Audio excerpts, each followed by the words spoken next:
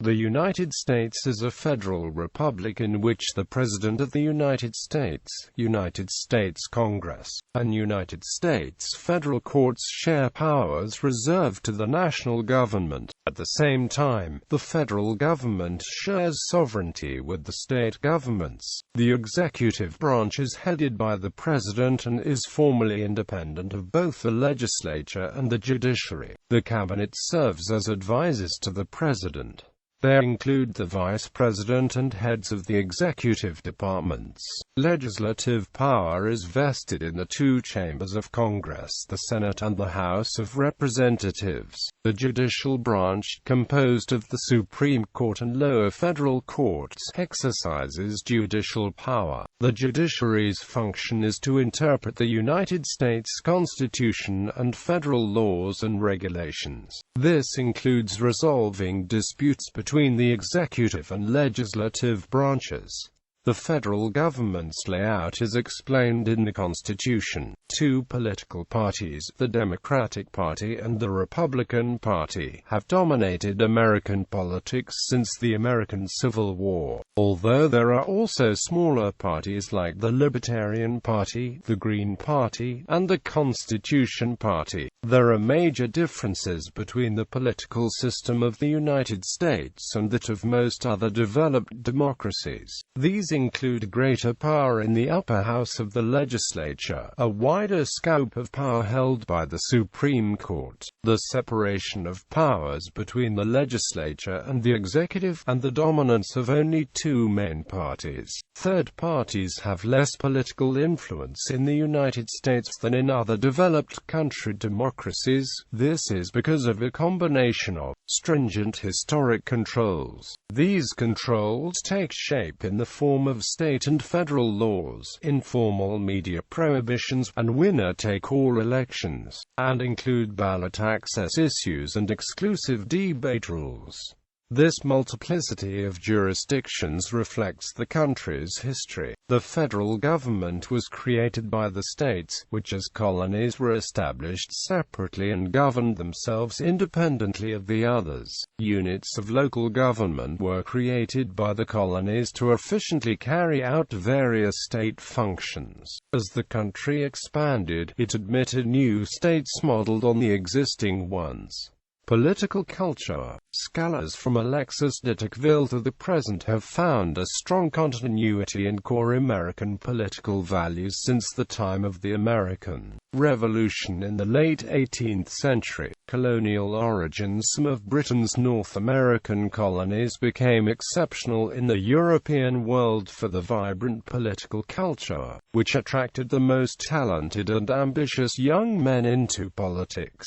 Reasons for this American exceptionalism included: suffrage was the most widespread in the world, with every man who owned a certain amount of property allowed to vote. While fewer than 20% of British men could vote, a majority of white American men were eligible. While the roots of democracy were apparent, nevertheless deference was typically shown to social elites in colonial elections. That deference declined sharply with the American Revolution. In each colony, elected bodies, especially the assemblies and county governments, decided a wide range of public and private business. Topics of public concern and debate included land grants, commercial subsidies, and taxation, as well as oversight of roads, poor relief, taverns, and schools.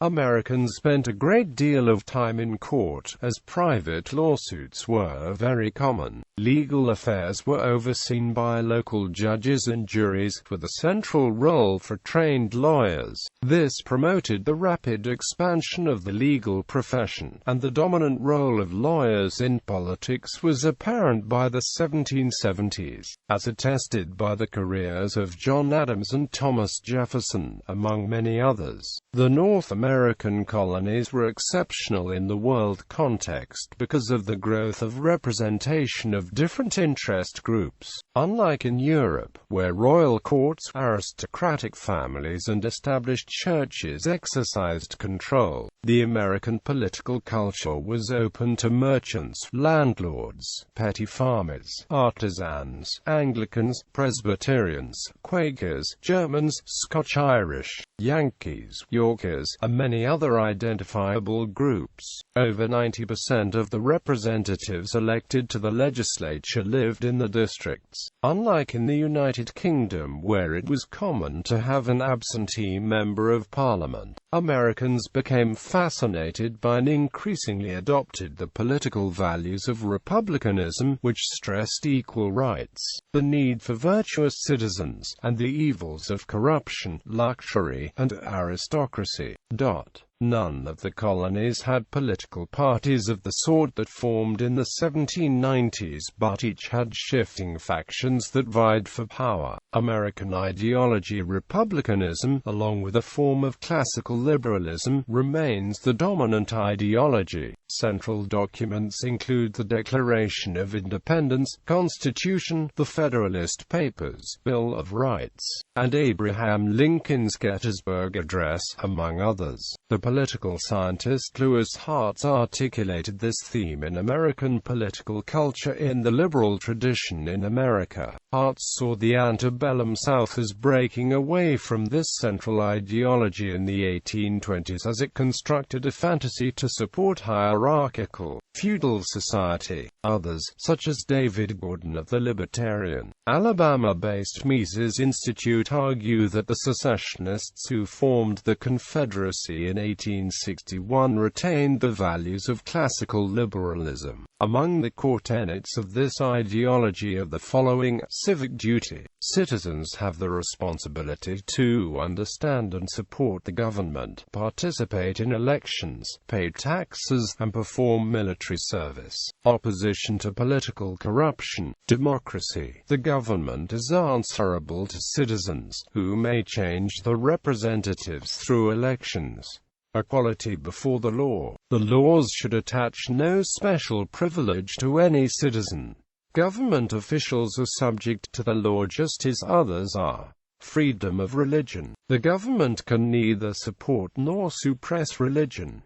Freedom of speech. The government cannot restrict through law or action the personal, non-violent speech of a citizen, a marketplace of ideas. In response to Hart's and others, political scientist Rogers M. Smith argued in Civic Ideals that in addition to liberalism and republicanism, United States political culture has historically served to exclude various populations from access to full citizenship. Terming this ideological tradition of scriptive inegalitarianism, Smith traces its relevance in nativist, sexist, and racist beliefs and practices alongside struggles over citizenship laws from the early colonial period to the progressive era, and further political debates in the following century. At the time of the United States' founding, agriculture and small private businesses dominated the economy, and state governments left welfare issues to private or local initiative. Laissez-faire ideology was largely abandoned in the 1930s during the Great Depression. Between the 1930s and 1970s, fiscal policy was characterized by the Keynesian consensus,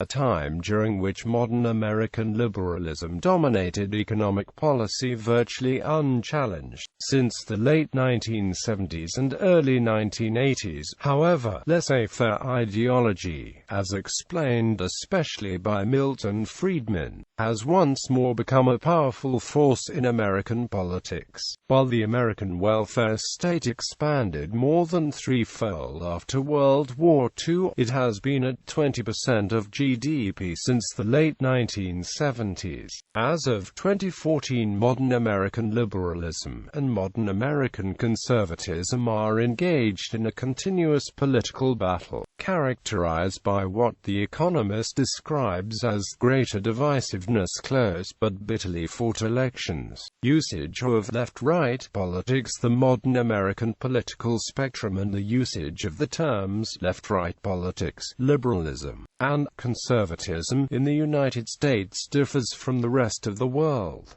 According to American historian Arthur Schlesinger, Jr., Liberalism in the American usage has little in common with the word as used in the politics of any European country, save possibly Britain. Schlesinger noted that American liberalism does not support classical liberalism's commitment to limited government and laissez-faire economics, because those two positions are instead generally supported by American conservatives. Historian Leo P. Rebuffo noted in 2011, what Americans now call conservatism much of the world calls liberalism and illiberalism. Suffrage. The right of suffrage is nearly universal for citizens 18 years of age and older. All states and the District of Columbia contribute to the electoral vote for president.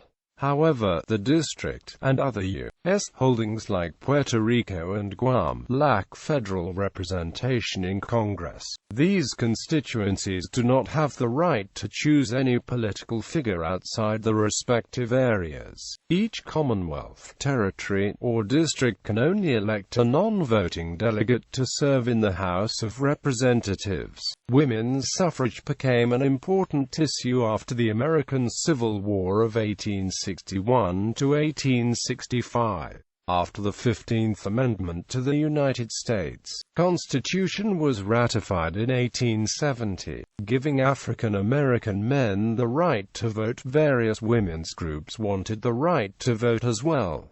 Two major interest groups formed. The first group was the National Woman Suffrage Association, formed by Susan B. Anthony and Elizabeth Cady Stanton, that wanted to work for suffrage on the federal level and to push for more governmental changes, such as the granting of property rights to married women. The second group, the American Woman Suffrage Association, formed by Lucy Stone, aimed to give women the right to vote. In 1890, the two groups merged to form the National American Woman Suffrage Association. The NAWSA then mobilized to obtain support state by state, and by 1920, the 19th Amendment to the United States Constitution was ratified, giving women the right to vote. Student activism against the Vietnam War in the 1960s prompted the passage of the 26th Amendment to the United States Constitution, which lowered the voting age from 21 to 18, and prohibited age discrimination at the voting booth.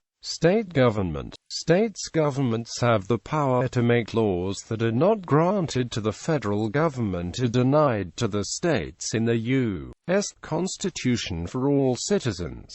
These include education, family law, contract law, and most crimes. Unlike the federal government, which only has those powers granted to it in the Constitution, a state government has inherent powers allowing it to act unless limited by a provision of the state or national constitution. Like the federal government, state governments have three branches: executive, legislative, and judicial. The chief executive of a state is its popularly elected governor, who typically holds office for a 4-year term. Except for Nebraska, which has a unicameral legislature, all states have a bicameral legislature, with the upper house usually called the Senate and the lower house called the House of Representatives, the House of Delegates. Assembly or something similar. In most states, senators serve 4-year terms, and members of the lower house serve 2-year terms. The constitutions of the various states differ in some details but generally follow a pattern similar to that of the federal constitution, including a statement of the rights of the people and a plan for organizing the government. However, state constitutions are generally more detailed. Local government. The United States has 89,500 local governments, including 3,033 counties, 19,492 municipalities, 16,500 townships, 13,000 school districts, and 37,000 other special districts that deal with issues like fire protection. Local governments directly serve the needs of the people, providing everything from police and fire protection to sanitary codes, health regulations, education, public transportation, and housing. Typically local elections are non-partisan. Local activists suspend the party affiliations when campaigning and governing. About 28% of the people live in cities of 100,000 or more population. City governments are chartered by states, and the charters detail the objectives and powers of the municipal government. The United States Constitution only provides for states and territories as subdivisions of the country, and the Supreme Court has accordingly confirmed the supremacy of state sovereignty over municipalities. For most big cities, cooperation with both state and federal organizations is essential to meeting the needs of the residents. Types of city governments vary widely across the nation. However, almost all have a central council, elected by the voters, and an executive officer, assisted by various department heads, to manage the city's affairs.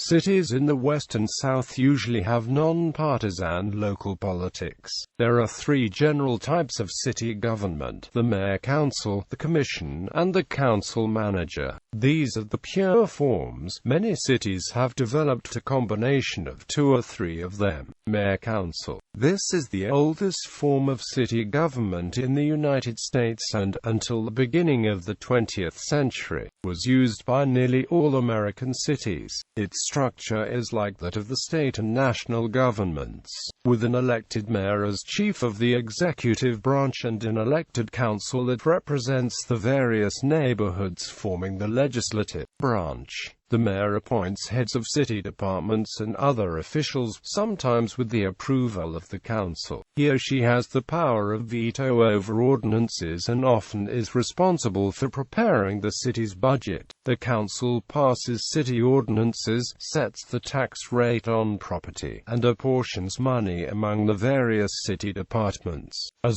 cities have grown, council seats have usually come to represent more than a single neighborhood.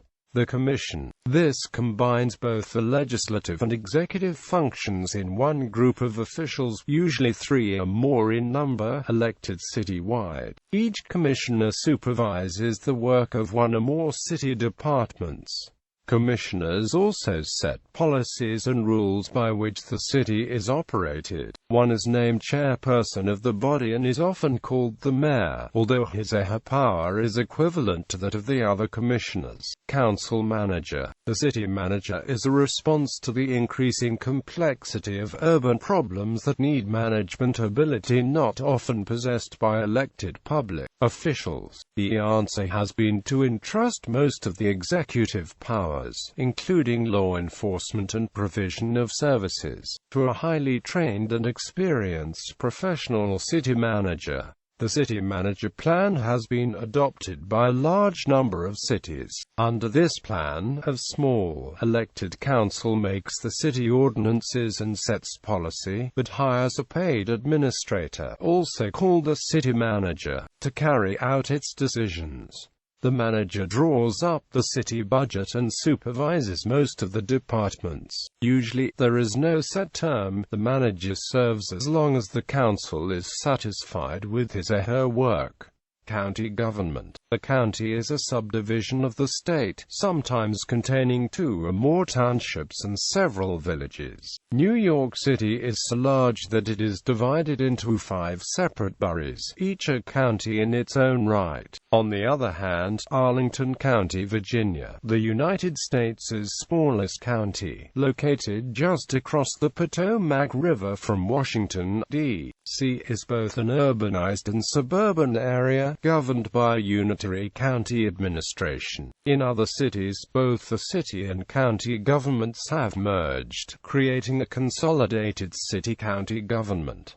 In most U.S. counties, one town or city is designated as the county seat, and this is where the government offices are located and where the Board of Commissioners or Supervisors meets. In small counties, boards are chosen by the county. In the larger ones, supervisors represent separate districts or townships. The board collects taxes for state and local governments, borrows and appropriates money, fixes the the salaries of county employees, supervises elections, builds and maintains highways and bridges, and administers national, state, and county welfare programs. In very small counties, the executive and legislative power may lie entirely with a sole commissioner, who is assisted by boards to supervise taxes and elections. In some New England states, counties do not have any governmental function and are simply a division of land,